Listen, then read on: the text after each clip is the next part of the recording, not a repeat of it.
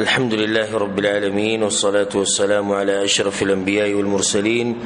نبينا محمد وعلى آله وصحبه أجمعين. أما بعد، د تفسیر په اخرنی درس کې منګه په سورۃ البقره کې او په سورۃ البقره کې منګه 240 نمبر آیت ته رسیدلی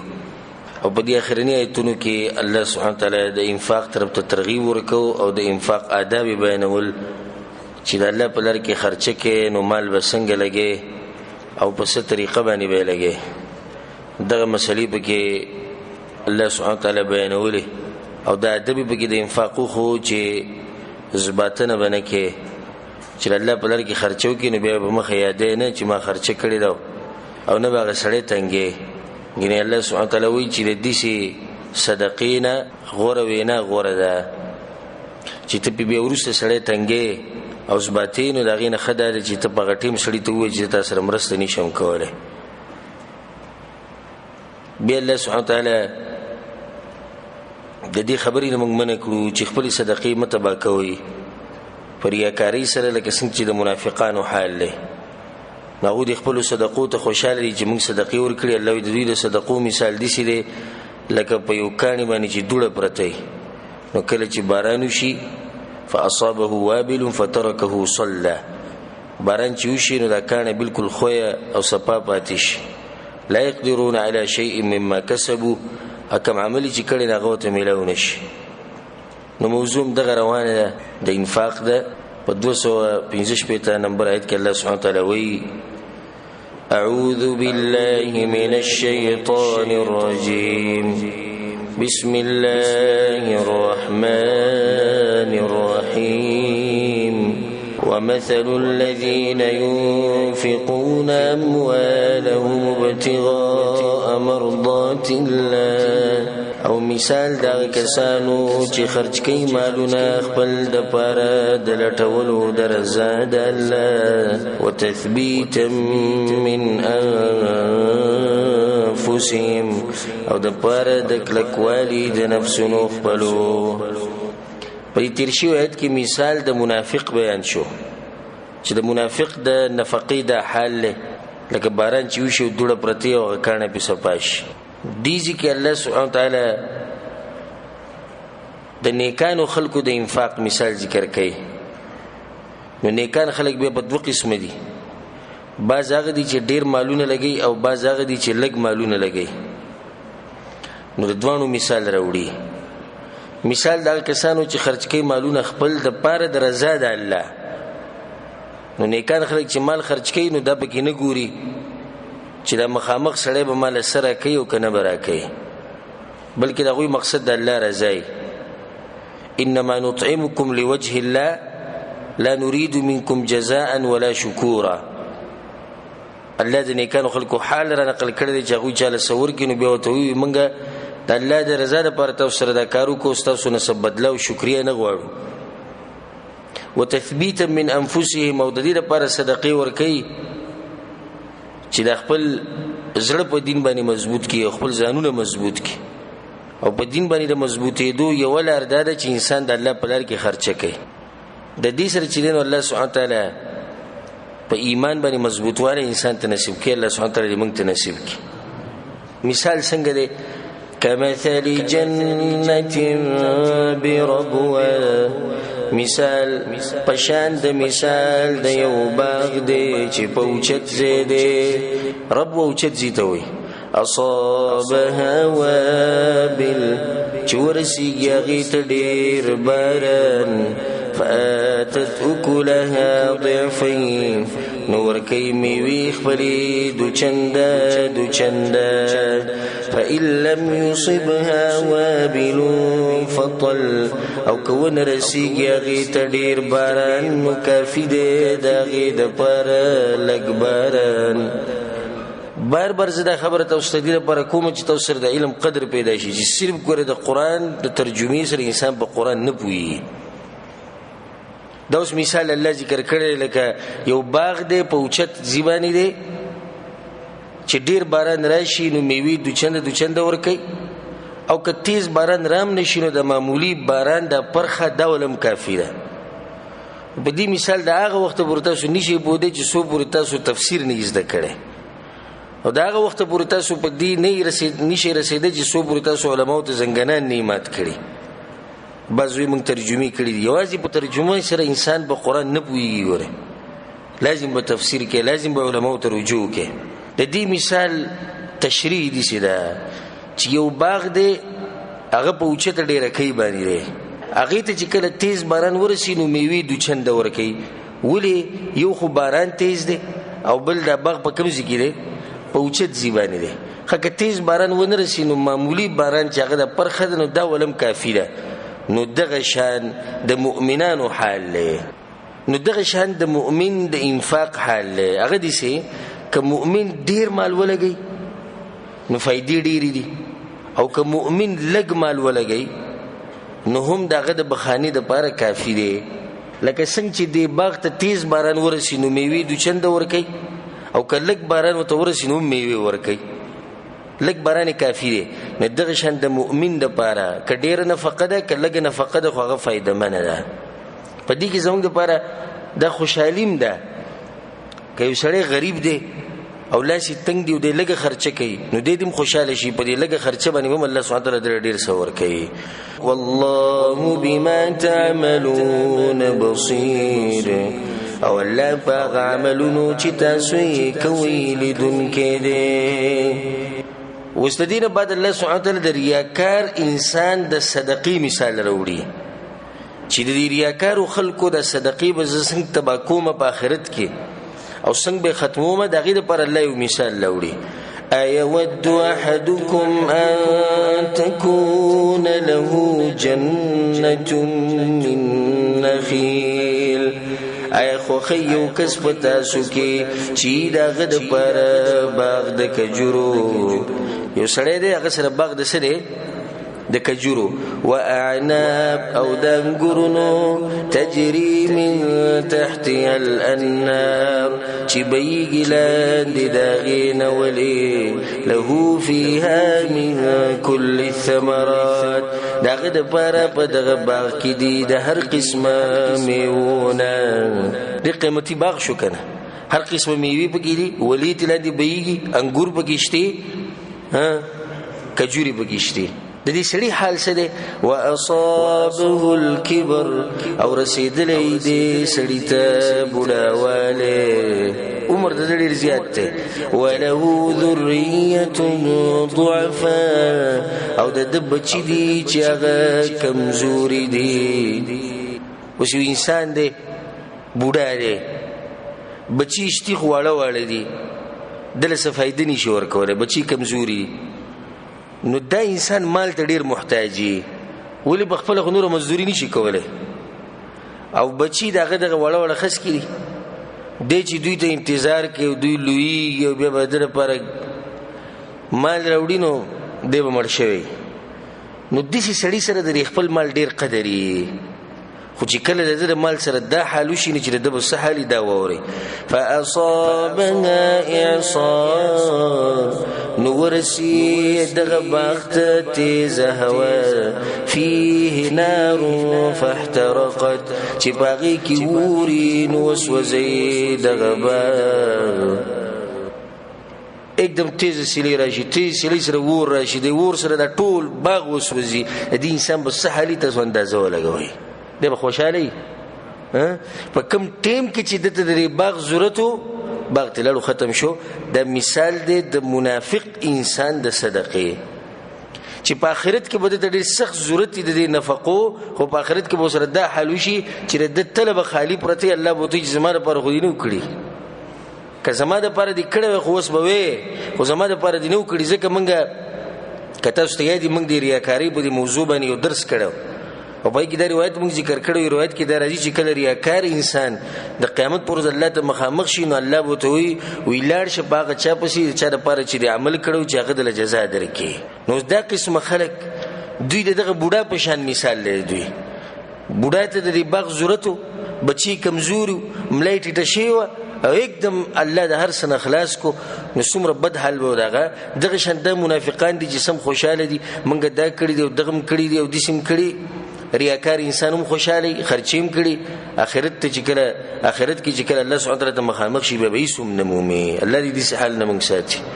كذلك يبين الله لكم الآيات هم دغشان بياني الله استاسو دفارا مثالنا زار شو الله دي خوك كلامنا الله إذا دغشان بيانو متوسط مثالنا ولي لعلكم تتفكرون ددي دفارا چتا بكي سوچو كي يا أيها الذين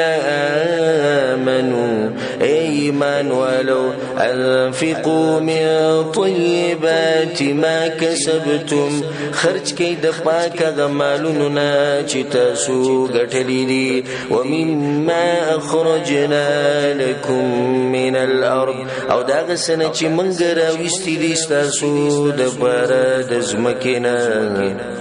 الله دې ذکر انفاق امر کوي چې خرچه وکوي نو به انفاق په دوه قسمه دی یو هغه انفاق چې هغه د مالونو دی او داغه مالونو چې هغه د ځمکې نه راوته دویم هغه انفاق د انساني په تجارت په مزدوري سره وګټي دغه مال ولګي نه لوي چې دوه قسم مالونه لګوي کاغه د ځمکې نه راوته او کاغه تاسو ګټلې ولا تيمموا الخبيث منه تنفقون او قصد مکوي در دې دغه مال نه چې تاسو خرج کوي هغه الله ردی مال ملګوي زما بلار کې پالتو مال ملګوي تیمم چې لګن تیمم د عربی کې قصد او قصد او اراده کول نه لوي د هغه مالونو د خرج کولو اراده مکوي کوم مال چې ردی دی ويجعلون لله ما يكرهون دا د مشرکین صفت ته چې الله د پر هغه څخه ورکه چې دوی بدیش لن تنالوا البر حتى تنفقوا مما تحبون تاسو داغه پورې نیکی ته نشي رسیدي ثواب تاسو نشي ملوي دي چې سو پورې تاسو داغه مال نه خرچنی کړی کم چې تاسو خوښ دی دغه صدقه الله قبله بسنا اشنا خبره کې الله ولستم باخذي الا ان تغمضوا فيه حالکه نه تاسو غستون کې غیلره د خپل ځان د پاره مگر کسترګي پټي کوي پاغي الله دغه مال کې تاسو له سوق درکې ځان د پاره نه علي دغه پالتو مال ځان نه علي الا د کسترګم چې ته پټي کړي نو بیا به والي نور کسترګم کول او کړي او سوچ وته کوي نو دغه مال تاسو ځان د پاره نه علي نو چې ځان د پاره نه علي نو زما د پاره څنګه ور کوي بیا واعلموا ان الله غني حميد او پوشي چې یقینا الله به حاجت دې استایل شوی دې د ولې دلته راوړو الله به حاجت دې دا قسمه صدقې چې د ردی مالونه ته سورالي ورکوي الله ته دې ضرورت نشته او سبحان الله ګره به حاجت دې بیا مستایل شوی دا صرف د الله صفت ده الله دې انسانانو ته دې مخلوق ته ضرورت نه لري بیا هم د مخلوق ګره دغه حمدونه او ثناګانی وای خو په مخلوقاتو کې څوک دي چې ځان بیزاره کی چې زما د مخلوقاتو سره د سره سکار نشته نور ته زما ضرورت شته نه د مخلوقات به دغه صفاتونه کوي ها نه کوي خدای د الله صفت ده چې هغه د مخلوقاتو نه بیزاره دي دوی ته ضرورت نه لري نه ول د دوی عبادت فائدہ ور کوي نه ول د دوی ګناونه نقصان ور کوي خو بیا به هم ته دغه حمدونه او ثناګانی وي الشیطان یعدکم الفقر شیطان یری تاسو د غریب والینا اوس د انفاق نه کولو سبب بیانې او هغه د شیطان په وسوسو کې راتله شیطان به تاسو همیشه یری د غریبینا کدا مال ته ولګو ته غریب شي هغه بوړ بچی دي اخذ دي د خپل کور سوچ کوا لیونه دومره خرچه دی وکړه د شیطان د طرف نه وسوسې دي نو شیطان به همیشه ته یری د غریبینا ويأمركم بالفحشاء او امر کوي تاسو ته په بے حیايي باندې ګوره کله چې الله په لار کې خرچه کوي شیطان به یری د غریبینا او چې کله په بے حیايي کې مال لګین بیا دي نه یری استاد سره مثال کې لسره پراتری په لسره باندې یو فحاشي کې دیش نو تاسو په ځل کې دا راوچی چې زه خیر به لسوانو ک نور به چې پیدا شي اوس په حال په لسو ریالو باندې یو ګناه کې دی شي کنه او چې کله ته خرچه کې ته کروڑپتی لک پتی د الله په لار کې دی وته یری دا چې ته ولګې سبا له به نور غریبانان راځي بیا به نور غریبانان راځي نه ته بس کې هر غریب ته ورسي د خپل بچي ابو دې کې ان شاء الله اباغ ولا قصه راځي په سورۃ القلم کې چې غوی د دې یرینا خپل باغ چې دغه سحر زر زر پرې کوي چې د غریبانان رانه شي رب العالمین دغه باغ چې دغه ختم کو نو شیطان وته د وسوسه چولې چې د غریبانان کړهلو نو تاسو د باغ بټول ختم شي والله يعدكم مغفرة منه وفضلا او الله وعده کوي تاسو سره د بخانی د خپل طرف نه او د مهرباني د شیطان په وسوسو کې مرزي یو د شیطان وعده د زمنګ سره یو د الله وعده د زمنګ سره یو د شیطان دعوت ته یو د رحمان دعوت ته شیطان وای غریب بشي رحمان وای مهرباني بدواني وکما مسلمان لنی بکر چې غد شیطان په خبرو کې راشي والله واسع علیم او الله براخه پزل والده یؤتی الحکمت من یشاء ورکی پوها د دین چاته چې وغواړي وسله د دین د ذکر طرف ته ترغیب ورکي چې مال خو خشه دی خو ګره د دین د نه پاتې نشي د دین ذکر ځکه چې د دین دی نه زده کړې نو ته دا پته نه لګي چې څومره خرچه وکې او په کم ځای کې وکې او څنګه وکې نه دا مسلې بل لازم تاسو له کم ځای معلومه وي دا به قرآن او حدیث نه بیانوي او دا د قرآن طریقه ده چې کله دنیوي خبر رواني او د مال د دنیا سره تعلق ساتي کنه نو خبره د دنیا سره تعلق ساتي एकदम الله ستاسو توجه بیا دین ته راړي نو په دې کې بیا وی خبره خو دغه مال روانه دغه ګوره دین زده کړه چې تیر نه کوي الله څوک چې خو خاين الله ول دین د زده کړه ور کوي د الله سبحانه تعالی رحم او کرم دی چې بچا باندې وکي په دې کروڑاو په دې لکاو خلکو کې په دې اربونو خلکو کې الله باز خلک غوړه کې دې لپاره چې غوي ته علم نصیب کړي د قران او حدیث نزك الله سوي ومن يؤت الحكمة فقد أوتي خيرا كثيرا او چاته چې ورکړې شي په هدا دین نو یقینا هغه ته ورکړې شوی ډېر خیر حکمت وتویل د الله اصل حکمت دا دی اصل خیر انسان هغه چې هغه په قران او حدیث باندې پوي د انګلیش سره د ډاکټرۍ سره د انجینرۍ سره او د پایلټۍ سره د دې سره عقل په سړی کې نه راځي عقل چې راځي د قران او حدیث سره راځي موږ ډیر تعلیم یافته خلک لیدلي دي چې هغه سویل دي او ځان ته سوي والله العظیم موږ په خپل سترګو لیدلي چې هغه ناس ته پاسې چل نه ورسي د خبرو چل ولا نه ورسي چې سبب نه معاملات موږ د غوي لیدلي تکبر موږ د غوي لیدلي خو اخلاق موږ د غوي لیدلي نو دا اوچت اخلاق اوچت صفات د انسان کې هله راځي چې کله دین زده کی وما يذكر الا اولو الالباب او نصيحتنا اخلي مگر د عقل خاوندان که عقل د کار کوي الله زما به خبرو به پوښ او که عقل د کار نه کوي نبی زما به خبرو الله نشي پوي دي اوس د دین بعد الله د نفقې د نور قسمونه بیانې یو هغه نفقه د چې هغه نفلی ده هغه صدقه چې هغه نفلی ده دویم هغه صدقه ده چې هغه واجب ده یعنی منخت چې انسان په ځان باندې وکي نو نفلی صدقه هو سیده چې دا څومره ورکه او څومره چې دی وسی بل صدقه هغه ده چې دی انسان په ځان باندې لازم کړی ده لکه نذرانه یا منخت کړی ده چې زه به دومره مال د الله د رضا لپاره ورکوم نو د دې پوره کول فرض دی او د مؤمنانو صفت ده او نظر د غیر الله په نوم باندې د شرک دی چې سړی چې د پلاني بابا په نوم باندې د سروي علالومه او زه د پلاني زیارت لګړ بوزم او زه به دا کومه دغه کومه د ټول حرام کارونه یو د شرک دی ولعیاذ بالله او دغه قسمه خوراکونه نه خوراک کول دام حرام دي د په درګاونو کې چې کوم دیګونه باندې او د کوم خوراکونه تقسیمیږي د دین ځان لري ساتي دا خوراک حرام دي ورځي چې د چروړي ناغیم د دقه سړي په نوم تقسیمي د سوق چې دغه کې پروت ته په قبر کې وې د پلاني په نوم دي او د پلاني د پر راوړي یو واجب صدقه دار چې الله په موږ لازم کړی د لکه زکات شو عشر شو نو دي ځکه الله دا خبره کوي وما انفقتم من نفقه او هغه چې تاسو خرج کوي څه خرچه او نذرتم من نذر یا منخت کوي تاسو څه منخته فإن الله يعلم يقينا الله په دې باغيباني الله بدل دغه اجر درکې او چې کله منخت د ناروا کارو کې نو به پوره کې ها یو سړی وی کدي سي کارو شو نو زب پلاني ګناه کوم یو ګناه یاد کی ابو جو د منخت کړي د لازم دی په دې پوره کول نه لازم په دې باندې چې دا به ماتي حدیث کې راځي من نذر ان يطيع الله فليطعه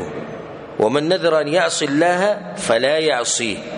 چې دا منخت وکړي چې د الله عبادت کوم اطاعت کوم نو پوره کوي به لازم او چې دې سي منخت وکړي چې د الله نافرمانی کوم نو نافرمانی به نه کوي بیا د منخت په دوه قسمه باندې یو هغه چې د الله سره پکې شرط لګي نو دین من راغلی دا الله سره شرط لګول دي شي یعنی زه بیماری ما کزه جوړ شوم او الله جوړ کړم نو بیا به دا ورکوم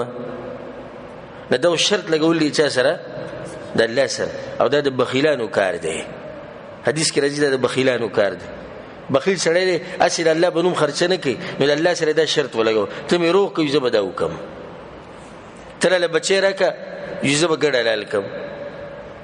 تر له دا کارو کې زه به جمعات خرچه وکم تر له دا کوي زه به غریبانو له پیسې ورکم د بخیل سړي کار دی دا به کیسه خبره شو چې الله ته دا کارو کا کتب دین خرچه کې او صدقات دینیتین اسی کوا او دویم یعنی ابتداء د الله په نوم باندې منخت کول نیت دی چې زه خرچه وکم نو دا جایز ده خو انسان شیطان انسان ته وسوسه چې د دین منع کوي وما للظالمين من انصار او نشتی ظالمانو د فارسوک مددگار واستدین بعد د صدقو نور دو قسمونه بیانې یو ښکاره صدقه ده او بل پټه صدقه ده صحابه کرامو ته پوښتنه د رسول الله صلی الله علیه وسلم نه چې ښکاره صدقه غوړه ده که پټه غوړه ده الله جواب وکړو ان تبدوا الصدقات فنعما هي کته سو ښکاره ورکوي صدقې نو خدیدغه وإن تخفوها أو كتاسوي پټي ورکوي وتؤتوها الفقراء أو ورکوي غفقيرانو ته فهو خير لكم ندادير ورد استاسو دپاره ويكفر عنكم من سيئاتكم أو بريجي استاسونا گناون استاسو والله بما تعملون خبير او الله باغ عملونو چې تاسو یې کوي خبردار دی بعض علما وایي چې د زکات ښکاره ورکول پکار دي او نفلي صدقه په پټه ورکړي زکات ښکاره بدی دي چې الله اسم لازم کړی دی نو ښکاره ورکه د نور خلکو کې هم جذبه پیدا شي که څوک زکات نه ورکړي هغه هم زکات ورکړي او دغه علاوه چې کوم عامي صدقې دي نفلي نو دغه پټ ورکول سری اغوره دي او دا عادت په دې عربو کې ډېر زیات دی چې دوی د خیر کار پټي او زمونږ د خلکو کې دا مسله شته چې دوی څه د خیر کارو کې نو به خلکو ته بیانې او تذکری کې دي درسه خپل عمل چې دغه برباد کی ليس عليك هداهم نشتی ستا پزما هدایت ترالول ددوی ولكن الله يهدي من يشاء مگر الله پنی غلا راړی غسو چوي غواړي دیږي کې بعض مفسرین دا وایي چې رسول صلی الله علیه وسلم د دې خبرې نه منع وکړه چې نفلی صدقه به مشرکان ته نه ورکوي حالکه نفلی صدقه مشرکان ته ورکول د جایز دي نو رسول صلی الله علیه وسلم دې نه منع وکړه چې تاسو به صدقې نه ورکوي د مشرکان ته چې سو پر دوی ایمان نه راوړي الله وته چې د ستابه زمن نه ده دوی هدایت ترول هدایت خو د الله په لاس کې او دا فائدہ موږ مخکې ذکر کړی و تفسیر د درسونه چې موږ شروع کړو چې هدایت په دوه قسمه ده یو هغه هدایت ته په معنا د توجیه والارشاد، یعنی انسان ته لاره خو نو دا هدایت هر چا په لاس کې شته. الله پیغمبر ته و انک لتهدی الی صراط مستقیم، پیغمبر یقینا ته خلکو ته هدایت ورکې نه غلارت. نو هدایت مطلب دلته دی ته خیر خلکو ته نه غلار.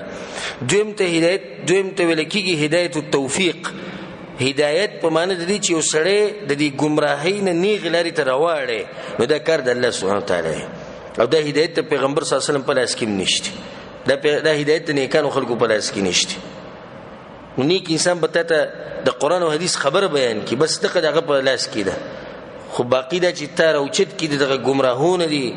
هدایت ته راوړي، دا دغه په لاس کې نشي، د الله په لاس کې. الله سبحانه وتعالی دې موږ ته هدایت نصیب کړي.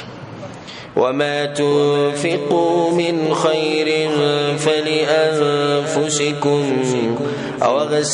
چې تاسو خرج کوئ د سمالنا نو تاسو د خپل ځانونو ګټه ده. الله اکبر. دې ځکه الله وی کله چې په ځل کې دا راشي چې مال ما دومره ولګو دومره ولګو، الله وی یادوي مده خصوص خپل ځانونو ګټه ځان د پر لې. الله سکه استاسو په مالونو باندې، لکه الله چې په سورۃ الحج کې دا خبره کړې ده د قربانو د بس الله کوي چې په حج کې به دي قرباني کې دي، بیا الله وی زوی نه ماته وی د وینې را رسي او نه ماته د غوخه را رسي، ولکن يناله التقوى منکم. الله دغه تقوا په کار د کوم چې پتا سو کې راځي.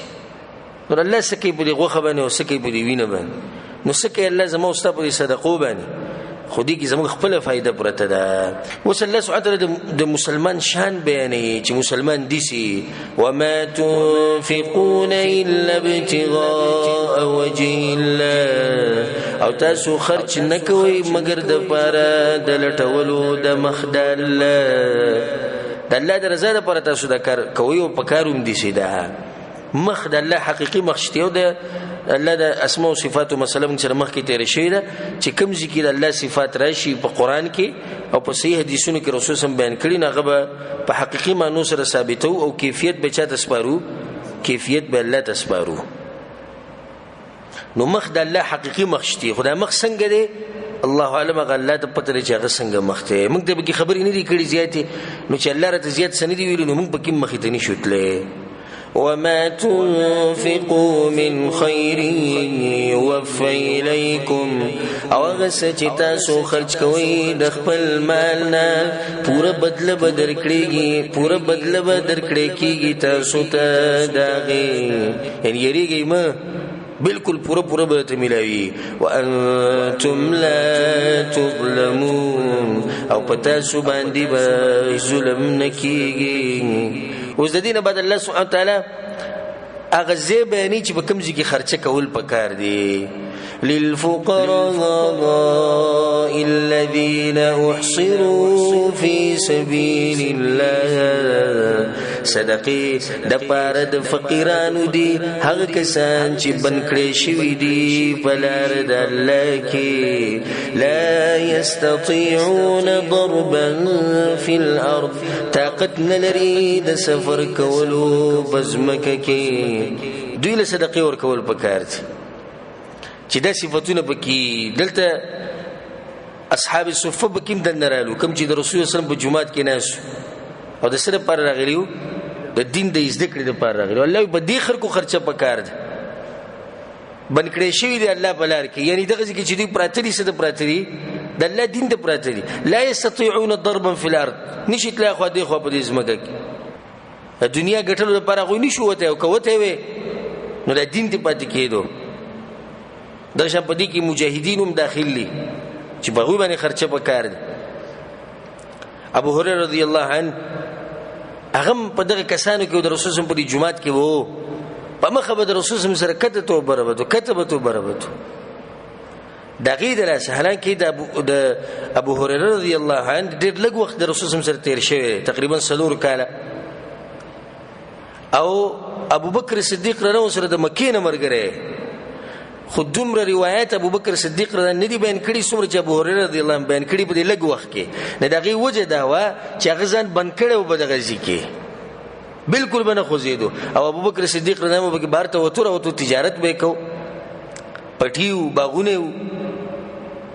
توراتو به ګرځېدو خو ابو هريره رضی الله عنه هغه ځان باندې د لازم کړی و چې زه به د رسول سم شاګردي کوم، زه به خوځېږم نه حدیث نه. او ځکه د رسول سم سوی په یو حدیث کې ابو هريره د شپې چې ود کېږي نو ویتر مخ کې کوا. ولی ځکه چې رسول سم ولیدو چې د سحر نه د شپې پورې ما سره نشي د علم زده کوي، نو د چې کور ته ورشي او د شي وی چې د سحر منځره مخ کې به تهجد مو کوم ویتر به مو کوم، دا غوره طریقه ده. خو په دې باندې انسان یریږي چې کې دې شي د ود پاتې شي ته کې جلته ستړی شي. نو رسول سم ته د نصیحت کوی که بزان یریږي نو به ویتر کله کوا، ویتر چې کله ته ود کېدو نه مخ کې کوا. الله دې موږ لم توفیق راکړي چې الله د دین لپاره ځان وقف کو. خدای دومره اوچت خلک دې ته ګوري، يحسبهم الجاهل اغنياء من التعفف، ګمان کوي باغوي باندې نه خبر انسان د مالدارانو د وجې د ځان پاک ساتلونه. چې کوم خلک نه پیژني نه خبر دي چې دا څوک دی څوک نه دی، چا زوی دی سره پر راغلی ناغه په ګمان کوي چې دا خمالدار سړی دی. ولې په دا ګمان کوي؟ ځان پاک ساتي، یعنی چا سوالونه نه کوي. او دا درون سړی خوې چې په د باندې که هر قسمه سخت راشي خو دې چاته بیانې نه. نو ته به چې دا سړی سم مالدار دی دې ډیر کی یو سړی به تاسو سره کینی پاسي ځان پاک ساتي، چاته سوي نه چې ماته دا مسله ده. ته به دا ګمان کې سم مالدار دی، ورسته چې پوه شي خبر شي هغه سړی غریب سړی. نو دم دغه شان دي. تعرفهم بسیماهم، ته به پیژنې دغه خلک په نښو نښانو دا وي، په نښو به پیژنې. یو نه خیداري چې چا نه سوال نه کوي، خشوع بګی دا جذب بګی دا دغه شان رنگي زیړي رنگونه ولي زیړي،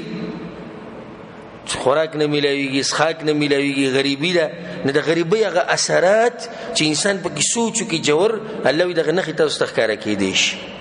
لا يسألون الناس الحافا، سوال نه کوي د خلقنا پنخطو سره. لحاف عربي کې تلای ته وایي، دا تلای په انسان پورې ختی کنه. نه الله وي دوی دې سوالونه نه کوي چې په سړی پورې ونخلي، دا یو نیم سوالګر په سړی پورې سمون خلی. ولی مال راکه د سره پیسې نه دی پورې خته خباز پکې دي شي چې تور لګي پیسې ورکی به پتا پورې خته ویلګي دی ولې راک ډېری راک. الله وی داخله کاغه نه دی. وما تنفقوا من خير فإن الله به عليم، او هغه چې تاسو خرج کوئ صغور شي نو یقینا الله باغي باندې پوهه دی. الذين ينفقون اموالهم بالليل والنهار، هغه کسان چې خرج کوي مالونه خپل د شپې او د ورځې سرا وعلانيه، په پټ او په ښکاره. دا د مؤمنانو صفت دې خرچو د پر خاص وخت نه چې زمال لګوم صرف په پلاني ورځ د بس د جیب د لړم لري کې په دې روزي کې لري کې په روزي کې لګړي صدقو کې بس بیا د یولس میشت خیر خیریت. الله وي د مؤمن صفت ده چې دې سحر هم خرچ کوي نو ما خام خرچ کوي، په پټ هم کوي نو په ښکارې هم کوي. او بعض مفسرین چې د آیت د علی رضی الله عنه مبارک نازل شوی، علی رضی الله عنه سره 4 روپۍ وي درهمه، نو یوې د ورځې صدقه کړه او یوې د شپې یو ښکارا او بل پټه. الله سبحانه وتعالى د آیت نازل کو چې کوم خلک چې دا کار کوي زبول سور کومه فلهم اجرهم عند ربهم، نو د دوی د پاره اجر دې د دوی پنځ درب د دوی، ولا خوف عليهم ولا هم يحزنون، او نه به سیر په دوی باندې او نه به دوی غم جنکیږي. ګور انفاق د الله په لار کې خرچه کول دا احسان دی، خېګړه کول دی. د احسان په عکس باندې ظلم دی.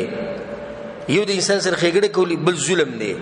نو ظلم کې دنه سود راځي. اوس الله د سود بیان کوي چې دا خو هغه سړی دی د اولنې چې خلکو سره منډي وي، خلکو باندې خرچه کوي، خو دغه په بدل کې سن غواړي. بل طرف ته یو کس ته هغه خرچه کوي خو هغه به نور مال ګټي، نو دا ظلم دی د خلکو نه مالونه وایي نو ځکه الله د سود باز شروع کو الذين يأكلون الربا هغه کسان چې خوري سود لا يقومون كما يقوم الذي يتخبطه الشيطان من المس نب پاسیږي د قبرونو نه مگر لکه چې پاسیږي هغه کسي ګډوډ کړي هغه شیطان د وجې د لیونتوب نه دیسه په پاسي د قیامت پر ورځ هغه خلک کوم چې سود خوري الله دې مونږه د دغه ګناه نه ساتي ډېر لوی ګناه ده د سود حدیث کې راځي عبد الله بن مسعود رضی الله عنه روایت ته رسول صلی الله علیه وسلم وی سود درې او یا دروازې یا درې او یا درجې او په ټولو کې وړه درجه دي سیده لکه یو سړی چې د خپل مور سره زنا کوي د ټولو نه کومه درجه ده په درې او یا درجو کې د روایت امام حاکم او بیهقی رحمهم الله راوړل په صحیح مسلم کې د روایت رسول په صحیح مسلم کې د روایت رسول صلی الله علیه وسلم د لعنت باغ سړي باندې چې سود خوري باغ چې لیکي باغ چې گواہی ورکوي باغ چې وروړي ټول لعنتيان دي د سود کې ظلم دی ظلم او الله ظلم نه خوخي څنګه ظلم دی لکه ته مال 50 سره دراکي واپس زمانه شپېته غواړي ولې زمانه شپېته غواړي د لسره زمانه ته ظلم نه اخلي ها قرض ورکول چې دغه مسله مخکې روانه قرض کې د احسان دی 50 ورکړي 50 به واپس علي خو دې چې د 50 ورکړي شپېته واپس علي نو دا سود تی جوړ شو الله وی دا سودی سړی به د قیامت پر دې سي پاسي لکه په یو سړی کې چې پیرې نه وته نو دې کې دا مسله ثابت شو چې پیریان شتي دویمه مسله به کې دا ثابت شو چې پیریان د انسان جسم ته نه وته شي کله چې الله وواړي دا باز خلک د بازو خبرونه انکار کوي د عقل په بنا د عقل په بنا وزو څنګه نمونه نالمه ان خم مشهور مولیان دی الله گمراه کړي کله وی جادو اثر نه کوي او کله وی نظر اثر نه کوي اکل وی په قبر کې عذاب نشتی او کله وی چې دجال به ناراضي او کله وی چې عیسی علی السلام به نه راکوزیږي او کله وی چې پیری د انسان جسم ته نه وته نشي کله وی چې پیریان د سره شتینه په دې ټولو خبرو کې بنیادی دلیل دغه سره داده وی زما عقل نه مني وليذ بالله چې کله سره د عقل بندگی کوي کنه نغه به دا خبرې کوي منګه دا وایو چې الحمدلله د الله په توفیق سره زموږ خدا منهج دی چې زمونږ رب او زمونږ پیغمبر صلی الله علیه وسلم یو خبره وکړه ول لازم کده عقل منی او کني منی خو منګې منو او د عقل برولو دی دیوال به رواج شو دي عقل زمونږ سره پکار نه لري چې د قران او حدیث خلاف او بل چې دغه مشاهده شوی د خلکو لیدلم دي چې د پیریان جسم ته نه نوځي په انسان باندې څه کارونه کوي نو دې کې دا مسله ثابت شوه بعضو عربو دا اعتراض وکړ د ثقيف قبيله بعض کسانو دا وی چې بیا خو دا بیم سود دینه وی دا به سره دا خو سود دی څنګه سود دی او یو شی ته په لسره لوالي خرڅه په شل ناغسته دی په لسته خرڅه په شل کو لسره دی بغزيتي واغستو بیا خدام سود دی الله بغوی باندې رد کوي ذلك بانهم قالوا انما البيع مثل الربا دا حالات په دی وجه شو چې یقینا دوی وی چې یقینا خرڅول او غستل پشان د سود دی واحل الله البيع وحرم الربا او حلال کړی دی الله او حلال کړی دی الله خرڅول او غستل او حرام کړی دی سود بغیر د عوض نه د زیادت ملوي او په دې بیه کې عوض دی ته چې مال د فائدہ راکې ګاډه زمانه علي ما دا ګاډه راوسته دي نوري منډي میوالي الله په غو باندې رد کو چې دوه یو شان دي